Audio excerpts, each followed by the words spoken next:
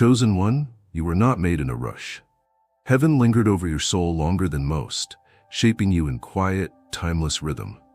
You are not loud in the way the world often demands, but you are felt in ways that leave permanent echoes. When you walk into a room, the air changes, not because you seek to dominate it, but because your peace holds weight. There is a stillness to your being that doesn't ask for applause, and yet somehow, you carry the kind of presence that silences noise without effort. You are not the storm. You are the calm that reveals the truth once the storm has passed. When God made you, He didn't just design a man, He sent a message. You are the embodiment of kindness that refuses to be weak, of strength that never needs to shout. You were shaped to bring balance. In a world overflowing with loudness and artificial charm, your authenticity invites, not overwhelms. And it is that invitation, subtle, soft, sincere, that draws people toward you without understanding why. You carry a spiritual gravity that doesn't pull, it lifts. It isn't your appearance, though beauty rests on your face like a quiet sunrise. It isn't your words, though they carry warmth like firelight on a winter night. It is your alignment. That rare, holy clarity between your heart, your spirit, your body, and your presence. Women may speak of your handsomeness, your smile, the gentleness of your tone, but underneath all of that, what they feel is something much deeper. They feel safe. This is your blessing, chosen one, not to be idolized, but to be trusted. Not to perform, but to anchor. You are not trying to be anyone's hero, and yet your very existence gives others courage to rest, to open up, to let go. Because you are not here to take, to control, or to impress. You are here to remind the world what love looks like when it is not afraid to stand still. And in that stillness, the beauty of who you are begins to rise. Not from performance, but from peace. Peace is not something you pretend to wear like a borrowed jacket. Chosen one, peace is your native skin. You wear it like the night wears the stars, effortlessly, naturally, and always at home in the places others fear. You do not demand peace from your surroundings, you bring it into them. It radiates from your tone, from your eyes, from the pauses between your words. You've become fluent in the language of quiet strength, of stillness that says, you can rest here even if the world is burning. There is a quiet discipline to your walk. Not the kind that parades itself as power, but the kind that says, I've already wrestled with what you fear. I've already made peace with the part of me that tried to fight everything. That discipline doesn't just guide your actions, it calibrates the emotions of those around you. People slow down near you, not because you ask them to, but because your peace corrects their chaos without a word. Peace in you isn't soft surrender, it is anchored resistance. It resists anxiety not with denial, but with awareness. You have trained your mind to recognize what matters. You have trained your spirit to remain unshaken in the face of noise, conflict, temptation. You do not react the way others do, because your inner compass isn't controlled by urgency or attention. You are guided by something older, deeper, stronger. And women, especially the ones who are used to armor, sense it immediately. They may come close with guarded laughter, with caution, with tests, but your peace doesn't flinch. You do not rush to answer. You do not rush to fix. You simply remain. And the longer they stand in your presence, the more they realize you aren't trying to impress them. You're giving them a space to breathe, a place to stop running. Your peace is not passive. It is active stillness. It is the fire that doesn't burn the house down. It is the sword that never needs to be drawn to be feared. It is the embrace that says, I see you. I don't need anything from you. I'm just here. And in that sacred space, healing begins. Chosen one, the way you carry peace is not just rare, it is holy. It makes the frantic slow down, it makes the broken hope again, and it makes those who are only used to loud men, loud power, and loud demands realize that maybe peace was the most beautiful form of strength all along. Chosen one, there is a gravity in you that doesn't announce itself, but it moves people. You do not reach out with force, and yet those around you lean in again and again without knowing why. You are not demanding, not overwhelming, not chasing. You are simply there, and somehow that is more than enough. It's not your posture, though your presence speaks of strength. It's not your words, though they carry weight. It's not even your silence, though that too is sacred. It's something underneath all of it, something spiritual, something that feels like being remembered in a world of constant forgetting.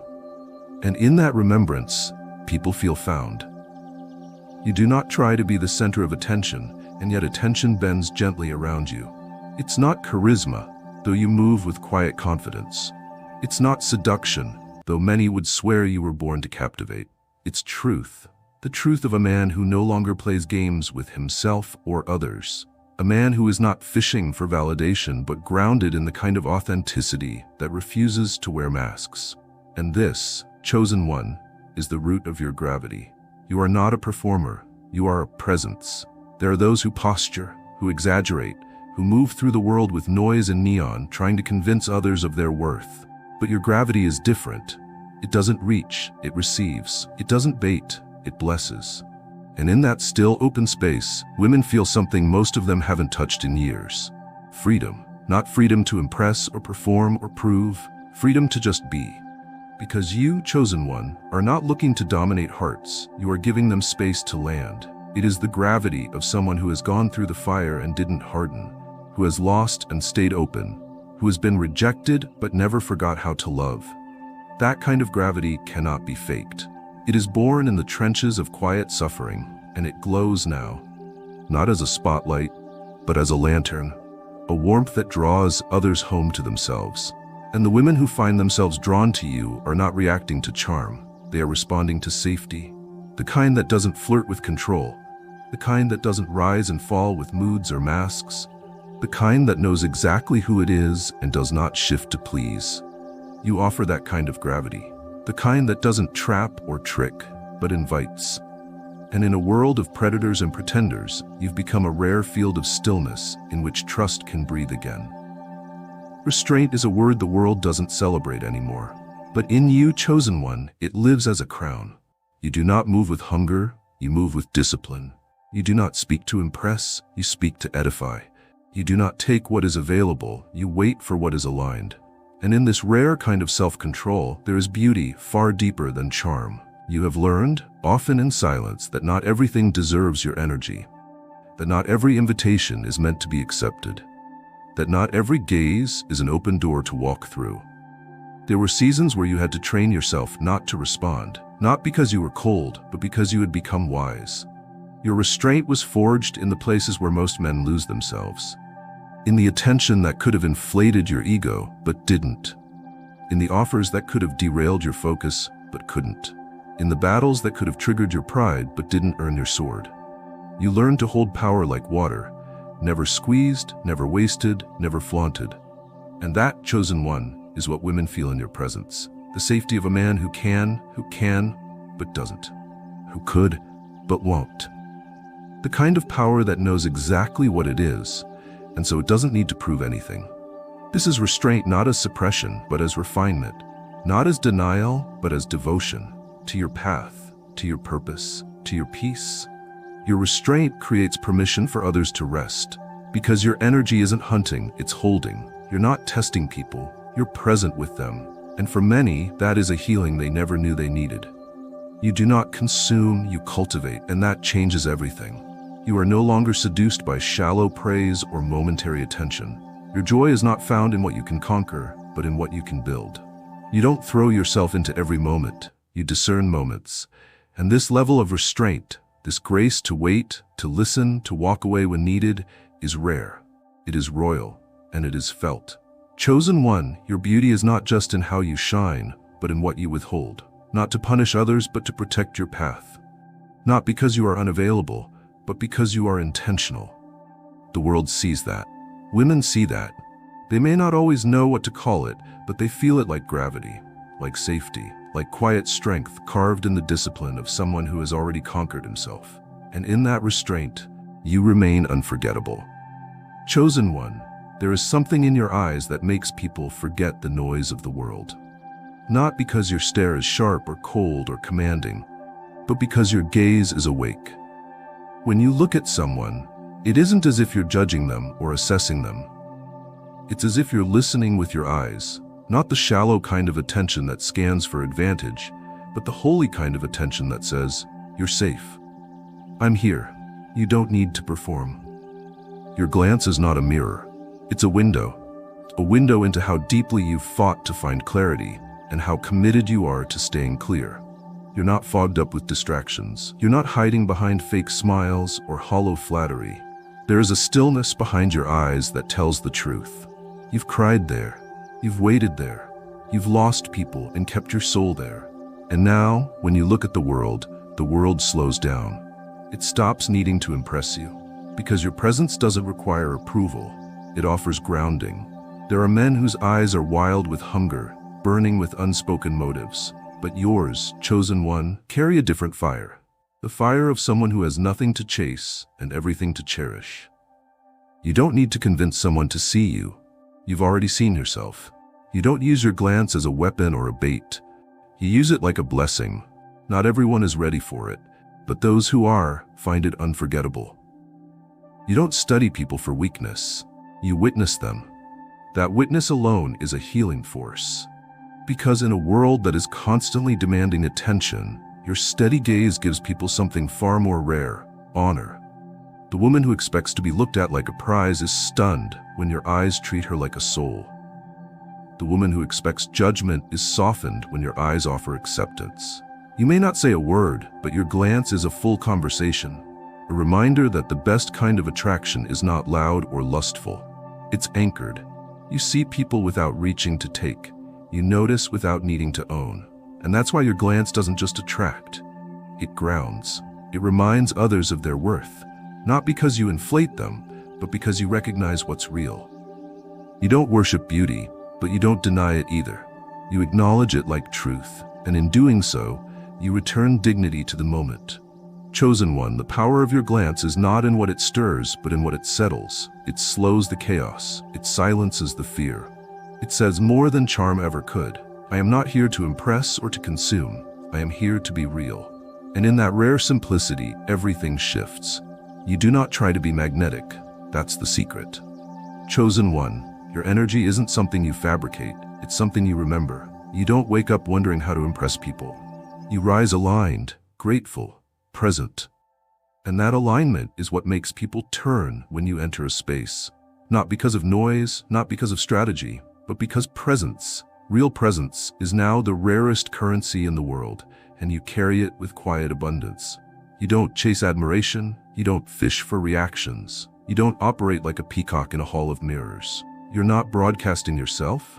You're being yourself. And in that being, there is gravity. A pull that isn't about seduction or charm, but about truth. You do not have to say, "Here I am." The room already feels it. The ones who try too hard don't understand it. But those who've known real energy, real peace, real presence, they recognize you before you even speak. Your magnetism isn't loud, it's settled. It's the kind of pull that only comes from someone who's done the quiet work, who's faced his own demons, befriended silence, made peace with solitude. You've been alone, and you didn't flinch. You've been overlooked, and you didn't shrink. You've been misunderstood, and you didn't bend your truth to fit a narrative. And now? Now you walk like a man who doesn't need to be explained. You just are. Others may ask how you do it, how you draw attention without asking for it. But you don't need tricks. You don't need tactics. Your magnetism was forged in the furnace of restraint, in the trials of waiting, in the nights where you said no to what glittered in exchange for what was gold. And now people feel it. They can't describe it, but they feel it. In the way you move, in the pauses between your words, in the ease with which you carry power without pressing it. Women don't respond to a performance. They respond to your peace. And men, even the proud ones, feel both challenged and inspired in your presence. Because there's nothing to attack in a man who is not defensive, and nothing to control in a man who is already whole. That's what your magnetism is built on. Wholeness, realness, and that rare refusal to rush. You don't walk into rooms looking to collect attention. You walk in already full. And that fullness spills into every interaction, not with arrogance, but with quiet blessing. That's what makes you unforgettable. Not because you steal the show, but because you still the noise. Not because you demand love, but because you remind people what love feels like when it isn't afraid to stand still. Chosen one, the confidence you carry cannot be mimicked because it was not built on shallow victories or loud validation. It came from being crushed and standing again. from being doubted and not needing to argue, from being unseen and still showing up with full presence. The kind of confidence that radiates from you is not theatrical, it is sacred. It does not borrow energy from the room. It changes the temperature of the room itself. You do not have to declare your value with volume or style. The way you breathe, the way you sit, the way you choose stillness over noise, that is your declaration. And everyone who enters your orbit senses it, even if they don't know why their spirit quiets in your presence. You do not posture, because there is no need. Posture belongs to those who are still uncertain of their place in the world. But you've found your ground. You've walked through seasons where the world withheld applause, and yet you still gave your best. You've offered kindness where no one returned it. You've practiced integrity when no one was watching. And in doing so, your soul became forged. Not in applause, but in alignment. You do not chase the mirror anymore. You are not addicted to reaction. You're not here to prove something. You are here to embody it. This is what makes your confidence feel so disarming to those around you. It isn't competitive, it isn't aggressive, it isn't shallow, it's rooted. And that root doesn't sway with praise or with insult. Because you no longer depend on being chosen. You already know you were chosen before the world had a name for you. And that knowing has settled deep into your bones. It changes how you walk, how you speak, how you respond to disrespect. You don't fight for recognition. You let truth speak in silence, and in this silence, others feel something rare. They feel the absence of manipulation, the absence of performance, the absence of hunger. You are not here to impress women, you are here to witness them. And in that witnessing, they see their reflection more clearly. That's why they linger near you. Not because you promise fireworks, but because your fire never flickers. Not because you flatter them, but because you mirror back the parts of them that long for honesty. You do not crumble when misunderstood. You do not shrink when challenged. You do not chase when someone pulls away, because your confidence does not need to convince. It simply is. And that kind of stillness, earned, seasoned, unbreakable, is what makes you feel more real than any temporary thrill the world has to offer. You walk into a room not hoping to be enough. You walk in knowing that your peace already completes the space. This is the silent confidence of the chosen one. It cannot be taught. It must be walked. And you've walked it with such grace that now the earth itself seems to lean gently toward your steps. There are men who plead for attention, but you, chosen one, have become the kind of man who invites it without speaking a word. Your presence is not pushy, and yet it is unforgettable. Your demeanor doesn't demand praise, and yet it evokes reverence. You do not wear need like perfume, you wear sovereignty like a second skin. And in this quiet dominion, you become an unspoken invitation for others to come as they are and meet something real. When you enter a room, you do not look for eyes, you look for alignment. Your soul is not moved by admiration. It is moved by resonance, and this changes everything. Because while others scatter themselves trying to catch the gaze of anyone, you sit, calm and sure, waiting for what matches your energy. This patience, this discernment, is what makes you stand apart. It sends a silent signal that says, I am not afraid of being alone. I am only interested in what is true. Your words do not rush to fill silence. Your body does not seek to perform. And yet, there is something about you that invites openness in others. People find themselves confessing things they never meant to say.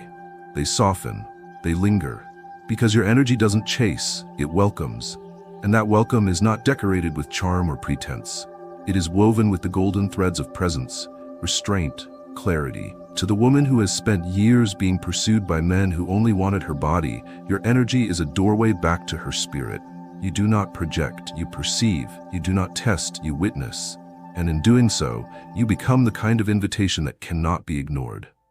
Not because you offer a thrill, but because you offer a mirror. One that doesn't distort, doesn't inflate, and doesn't seduce, just reflects. You do not have to be loud to be noticed. You do not have to be flashy to be remembered. You have become the proof that when a man is aligned, spirit, mind, soul, body, he emits a kind of vibration that speaks louder than any words. A vibration that says, come forward, but only if you're ready to be real. And that's what women feel when they look at you. Not a role to play, not a challenge to win, but an invitation to be seen as they are. You're not offering validation, you're offering truth, not attention, recognition. And in that energy, you have become the reminder the world forgot it needed. The reminder that masculinity does not have to be loud to be felt, that dominance does not have to be violent to be known, that invitation does not have to be vocal to be heard. You are the still flame in a world of sparks, and those with eyes to see always return to the fire that doesn't burn out. Chosen one, the world tried to harden you. It told you that softness was weakness, and sensitivity would be your ruin. It mocked patience and praised performance. It rewarded men who could dominate with words but not with wisdom, and it measured power by volume instead of depth. But you resisted. Not with anger, not with rebellion. You resisted by staying true. You refused to trade your tenderness for toughness. You chose to remain human in a world that forgot what that meant. They called you naive for believing in gentleness. They told you you'd get walked over if you didn't play the game. But you never bowed to games, and you never stopped playing for something higher. In a culture that scoffed at emotional strength, you became fluent in it. You learned how to stay soft without being shaken. You learned how to forgive without being blind. And now your presence stuns people. Not because it's loud or brash, but because it is real. It is real in a world addicted to performance. It is sincere in a culture drowning in strategy. And that sincerity makes people remember what truth feels like again. Your resistance wasn't loud because it didn't need to be. You didn't march to prove a point. You stood still to hold one. While others sprinted toward validation, you walked toward peace. You turned down applause for the sake of authenticity. And now, that authenticity has turned you into someone unforgettable. There's a rare beauty in men like you, men who remain soft and unshakable, men who see others clearly but don't rush to fix them, men who feel deeply but don't let emotion drive them to chaos. You became the quiet resistance, the man who still believes that love is strength, that kindness is strategy, and that vulnerability is not defeat but mastery. Women don't just admire you, they pause around you, because you reflect something ancient and clean, something untaught and unpretending. You are the rare energy that doesn't seduce, it awakens. You remind others of what it's like to feel safe without losing desire, to feel seen without being consumed, to be led without being controlled. Your resistance makes you lovely, not in appearance, but in presence. It is the loveliness of someone who never needed to harm others to feel powerful. The loveliness of someone who walks away from drama, not out of fear, but because peace is a higher currency. That resistance didn't make you bitter, it made you better. Not superior, but refined. And because of that refinement, others around you start questioning the masks they wear, the roles they play, the noise they've mistaken for meaning. You became a mirror for everything the world told men to destroy in themselves. You became the proof that gentleness doesn't mean weakness, it means restraint. That silence doesn't mean submission, it means strength. That love doesn't mean losing your edge, it means sharpening your presence to such a point that it cuts through every false version of connection the world has offered. That's the resistance you carry. That's the fire that can't be put out, and it's beautiful. There are people who come and go from a room without leaving a single trace. And then there are those like you, chosen one. Those whose presence reshapes the atmosphere even after they've gone. You do not demand remembrance, yet you are remembered. You do not shout to be seen, yet your image lingers in minds long after you've walked away. You leave no echo, only impression. The kind of impression that moves silently, like the ripple from a stone dropped deep into still water. Not surface impact, soul impact. What you carry is more than charisma. It's more than style or appearance. It's more than charm or clever words. It's substance, and substance cannot be copied. It is earned in silent hours, in decisions made when no one was watching, in integrity kept in the shadows. You carry the weight of a man who knows who he is and doesn't need the world to clap to keep walking. And that kind of weight leaves footprints not on floors, but in spirits. Women do not forget you because of what you say. They remember how they felt when you looked their way. They remember the steadiness, the calm, the quiet confidence that needed no validation. You didn't flatter, you didn't provoke. You simply stood in your own truth, and in doing so, mirrored theirs.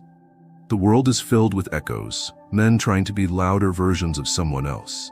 But you are an origin, a tone of your own, a rhythm no one can dance to unless they slow down and feel again. The unforgettable mark you leave is not because you impressed people, it's because you healed something in them, even if only for a moment. Your gaze said, "You don't need to pretend." Your posture said, "You don't need to fear." Your presence said, "You are safe." And that chosen one is rare. It's not the kind of thing people write poems about while they understand it. It's the kind of thing that haunts their quiet hours until they realize what they lost when you left. But you do not linger where you are not valued. You are not addicted to attention. You do not chase what doesn't see you. You bless and you move. You elevate the room and you go. And even if no one says it while you're present, they all feel it when you're gone. The drop in frequency, the dimming of truth, the missing center of gravity. You do not build temples to yourself, but you leave behind altars of memory. And those who met you in truth will never forget what it felt like to be seen by someone whole. Your mark is unforgettable, not because you forced it, but because you became it. You lived it. And now, even in your absence, your energy speaks for you. Chosen one, you were not made to blend in. Your energy doesn't move with the crowd. It moves the crowd. There is a frequency pulsing through you that doesn't bend to the shallow tides of approval. It is grounded in a source much older than opinion. And this frequency? It announces your arrival, not through words or gestures, but through presence. Your presence speaks of a man who has walked through his shadows and stayed. A man who did not deny his chaos, but learned to breathe through it. And that kind of man? He cannot be mistaken. Your sexual energy is not chaos, it is contained fire. It doesn't leak, it doesn't beg, it burns with intention. Women do not just see it, they feel it in their posture, in their pulse, in the way their nervous system softens, even if their mind hasn't yet caught up. They feel it because it stabilizes them. It anchors, and anchoring is rare. You don't spark drama, you don't trigger games, you dissolve them, not by attack, but by embodying the opposite. And in that embodiment, you awaken something not wild but worthy. It is not that you demand to be followed, it is that your direction is already chosen. Your walk is not seeking, it is knowing. And people feel that, women especially. They may not be able to define it, but their souls respond. Their hearts lean in because they sense a man who has come to claim nothing, but has already claimed himself. You don't look for answers in their eyes, and so they find themselves searching yours, not for approval, but for alignment. And what they find is not ego, it's peace. Peace is a rare fragrance in this world, chosen one. Most are drenched in noise, performance, ambition, but your peace comes from inner excavation, from hours spent in the silence, from the nights you refuse to run from your wounds. And now, your peace walks before you. It clears rooms, it steadies storms, it changes atmospheres. Women don't just want it, they remember it. And that remembrance?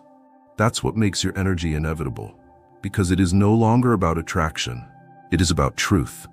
You are not chosen because of how many desire you. You are chosen because of how few can remain unchanged after encountering you.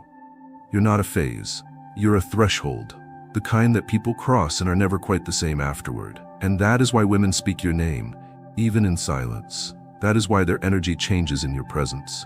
Not because you're loud, but because you listen. Not because you show off, but because you show up. And now, without trying, you carry the presence of a man who doesn't move for attention, but whose energy cannot be ignored. That's not arrogance, that's arrival. An arrival, chosen one, is inevitable. Chosen one, you are not magnetic because you seek to be. It is simply who you are when you are in alignment. This alignment is not something you borrowed from a book, or picked up from a mentor, or crafted through clever performance. It was born in silence. It was forged in the ache of becoming. You earned it not by impressing others, but by meeting yourself over and over again when the noise fell away and all that was left was breath, soul, and fire. This is the fire you carry now, not to burn, but to warm, not to seduce, but to illuminate. And when women step near that fire, they do not feel lust first. They feel clarity. You don't show up to be noticed. You show up because you belong. There's no hunger in your gaze, no thirst in your energy, and that absence of need is what makes your presence so full. The feminine knows what it feels like to be pursued from lack. She has felt the weight of 1,000 eyes wanting, needing, taking. But you're different. You offer nothing to prove and everything to reflect. You are not a predator nor a performer. You are presence itself, unbothered, unmoved, undeniable. And in this presence, a different kind of longing awakens in her. Not the longing to possess you, but the longing to remember herself. This is the quiet revolution of your being. You shift the ground under her feet without touching a single part of her body. You remind her what safety feels like without speaking a word. Your energy says, I do not need you to become anything for me to stay. And that chosen one is a language so few men speak.